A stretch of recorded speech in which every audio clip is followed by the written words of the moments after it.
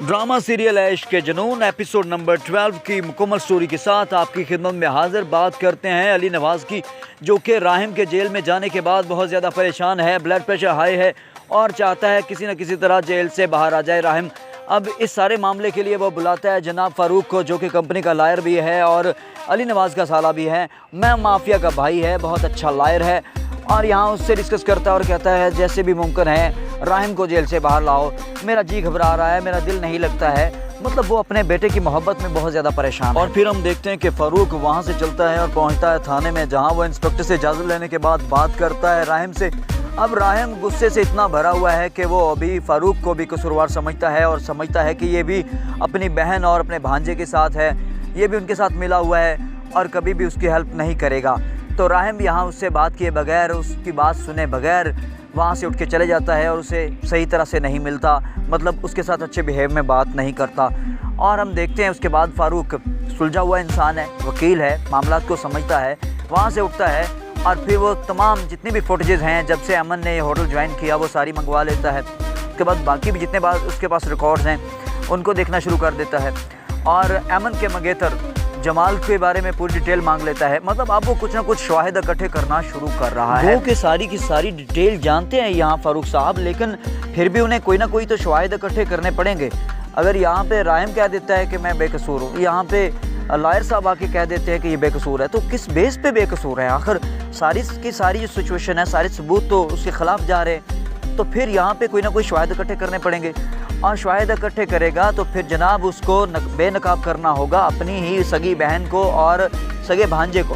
बहुत डिफ़िकल्ट है लेकिन करेगा, क्योंकि इंसानियत को लेकर चल रहा है। तो यहाँ हम देखते हैं कि जब वो शवाहिद इकट्ठे कर रहा होगा जमाल के बारे में, तो उसे ऐसे सुराग मिलेंगे जिसके अंदर जमाल को भी पैसे दिए जा रहे हैं मैं माफिया की तरफ से कि आपने बैठना नहीं है, आपने राहिम के ख़िलाफ़ मुकदमा टाइट रखना है और इसको सज़ा दिलवानी है, लंबे अरसे तक जेल में रहे ताकि कारोबार शरोज के हाथ में आ जाए। और उसी दौरान में पता चल जाएगा कि पुलिस इंस्पेक्टर को भी पैसे दिए जा रहे हैं मैं माफिया की तरफ से, ताकि इसको जेल के अंदर ही रखना है। और आपको याद होगा जिस एपिसोड के अंदर उसको हथकड़ी लगी है, उस एपिसोड में भी मैं माफिया ने ही पुलिस को कॉल की थी कि प्रेस कॉन्फ्रेंस होने से पहले पहले आ जाओ, इसको गिरफ्तार कर लो। अब जैसे ही फ़ारूक साहब डिटेल्स इकट्ठी कर रहे होंगे तो हमें पता चलता है कि वहाँ पे शहरोज़ अहमद के पीछे था, तो वहाँ पे कुछ फुटेजेस ऐसी आएंगी।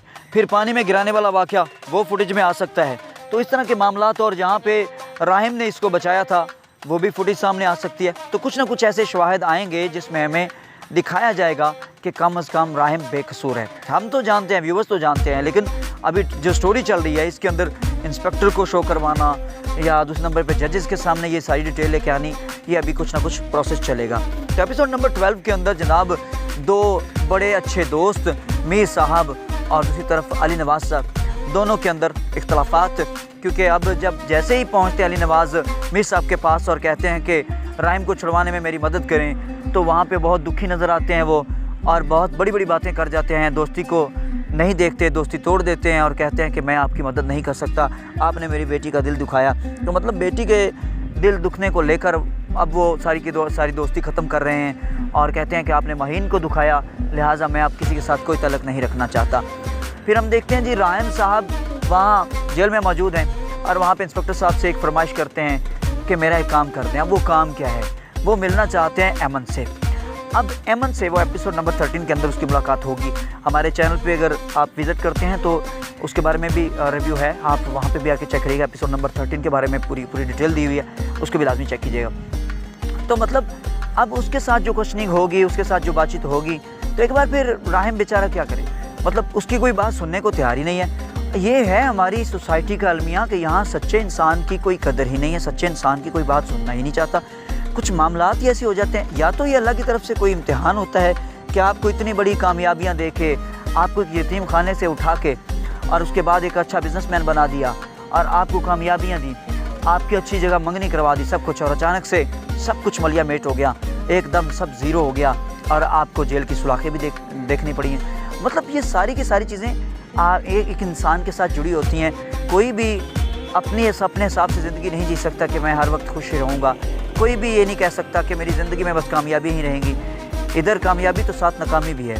मतलब राहिम ने एक लम्हे में इतना कुछ देखा, यतीम खाने से उठ के एक बहुत बड़ा बिजनेसमैन, और यहाँ बहुत बड़ी बड़ी कामयाबियाँ और बिज़नेस के अंदर बड़ा नाम, नए नए प्रोजेक्ट लॉन्च, लेकिन अचानक से हम देखते हैं कि उस पर इल्ज़ामात लग रहे हैं, सोशल मीडिया में बदनामी है और यहाँ जनाब उसको CEO की पोस्ट से भी हटा दिया जाता है। अली नवाज़ से जितने भी स्टेक होल्डर्स हैं सभी ने कह दिया कि हम आपके साथ ऐसे नहीं चल सकते, अगर ये राहिम CEO रहे तो फिर हम आपके साथ काम करने को तैयार नहीं हैं, लिहाजा उनको रिमूव किया जाए। तो लेटर पे साइन करवा लिए जाते हैं और उसको CEO से हटा दिया जाता है।